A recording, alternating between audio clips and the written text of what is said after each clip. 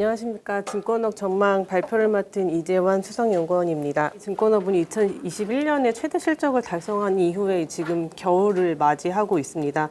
2021년 하반기 이후 금리 인상이 지속되고 경기 침체 우려가 점중되면서 주가 및 거래대금이 현재까지 지속적으로 하락하고 있는 상황입니다.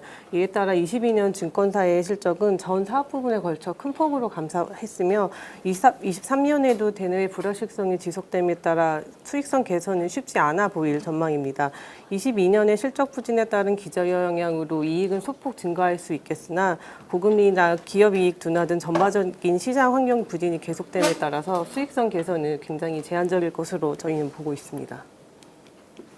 비호적인 시장 환경에서 부동산 금융 관련된 점검 체계를 강화하고 투자성 상품에 대한 권유 금지 같은 규제가 강화됨에 따라서 브로커리지를 중심으로 IB, S&T 전반적으로 사업을 추진하기 어려운 상황으로 저희는 판단하고 있고요. 거기에다가 지금 부동산 경기 하강에 따른 건전성 우려까지 큰 폭으로 확대가 되고 있는 상황입니다. 그리고 반대로 증시에서 이탈된 자금이 일부 대체 추이처를 향한 움직임을 보이고 있습니다. 각각 항목별로 뒤에서 차근히 설명드리도록 하겠습니다.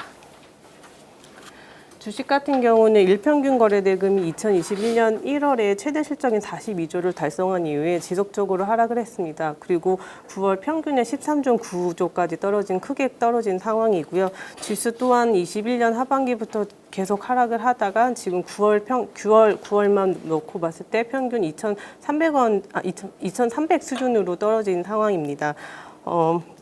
이와 같이 주식시장이 계속 약세를 보이고 있는 가운데 23년 하반기에는 소폭 회복될 것으로 보이고 있지만 기업 성장 둔화 및 대내 불확실성 요인이 지속된다는 점에서 23년에도 증시 회복은 굉장히 제한적일 것으로 보고 있습니다. 그리고 고금리와 증시 부진에 따른 투자 심리 위축으로 시장 참여자들의 관망 추세가 당분간 지속될 것으로 보고 있습니다. 현재 시총 회중률도 코스피, 코스닥 모두 19년 수준까지 어느 정도 떨어진 상황인데요. 시장 참여자들이 거래에 활발하지 않는 이런 관망세적인 추세는 당분간 지속될 것임에 따라 거래 대금이 큰 폭으로 회복하기는 어려울 것으로 보입니다. 그리고 증시 부진 장기화가 예상되는데 최근 고금리 그리고 고물가, 부동산을 포함한 자산 가격 하락화가 본격화되고 있습니다. 이에 따라서 가계 재정이 크게 악화되면서 주식 투자 자금 이탈은 어쩔 수 없이 당분간 또 지속될 것으로 보고 있습니다. 주식 시장 참여자의 경우 외국인을 포함해서 개인 투자자가 크게 이탈을 했는데요. 주식 시장 참여자 증가 추세가 정체되고 또 투자자 예탁금 같은 경우는 최근 50조 수준까지 떨어지면서 주변 증시 자금도 큰 폭으로 감소했습니다. 하지만 이런 참여자 증가와 증시 주변 자금이 크게 증가할 요인이 지금 부재하기 때문에 이런 점도 향후 거래 대금이 감소하는 요인으로 작용할 것으로 보고 있습니다. 이렇게 증시에서 이탈된 자금들은 대부분 은행의 예적금이나 아니면 대출금을 상환하는 데 많이 이동을 하고 있는 상황입니다. 하지만 일부 투자자들 같은 경우에는 직접 투자보다는 안정적이지만 비교적 고수익을 보장하는 투자처로 이동하는 추세를 보이고 있습니다. CMA 같은 경우에는 전체 잔고는 떨어지고 있지만 발행형 CMA 같은 경우는 최근 큰 폭으로 상승을 하고 있고 12조까지 올라온 상황입니다. 그리고 개인 투자자 같은 경우에 최근에 고금리 상황에서 이자 수익과 향후 금리 하락에 대비해서 매매 차익을 노리는 개인 투자자들이 채권 순매수를 폭발적으로 따라서 굉장한 순매수액을 기록하고 역대 최고치를 기록했습니다. 8월 기준으로 전년 대비 6.7조 증가한 11.3조를 보이고 있는데요. 오늘 지표를 확인해 보았을 때 이거보다 더 큰 폭으로 증가한 모습을 보이고 있고 개인 투자자들의 채권을 찾는 모습은 당분간 더 지속될 것으로 보고 있습니다. 2020년 이후에 유상증자를 통해 자본력의 중대형사들을 중심으로 IB 부분이 굉장히 증권사의 큰 수익 부분으로 자리 잡았습니다. 그런데 23년 같은 경우에는 일단 증시 흐름에 따라 하반기에는 어느 정도 연계되었던 IPO 물량이 소화되고 회사채 발행 여건이 좀 회복이 됨에 따라서 전통 IB 부분은 어느 정도 실적을 개선할 것으로 보고 있습니다. 하지만 역시 고물가 고금리 영향으로 제한폭은 굉장히 제한적일 것으로 보고 있고요.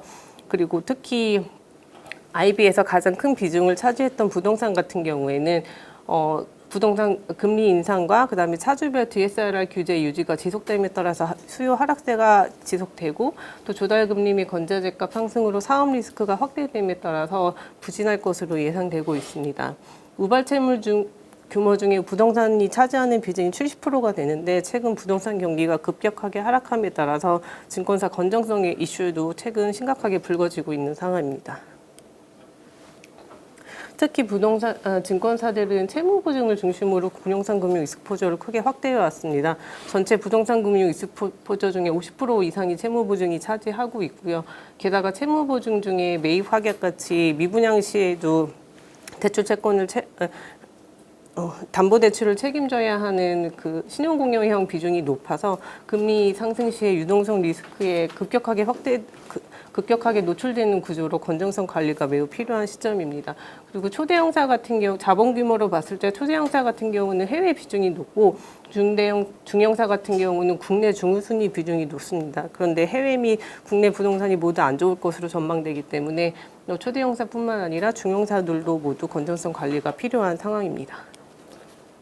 주요 상업 영역인 브로커리지와 IB 부분에서 실적 개선이 제한적인 가운데 S&D 부분도 실적이 둔화될 것으로 예상되고 있습니다. 최근 금리 변동성 증가로 채권 운용 소실의 증권사의 수익성 주요 저하 요인으로 작용하고 있는데요.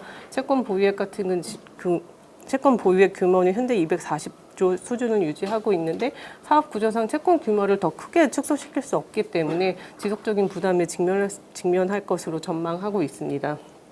한편 이자 이익 같은 경우는 신용거래융자랑 예탁증권 담보융자 잔고가 굉장히 높은 수준을 유지하고 있고 이자율 또한 높은 수준을 유지하고 있어서 어느 정도 수익을 방어해주고 있는 부분입니다.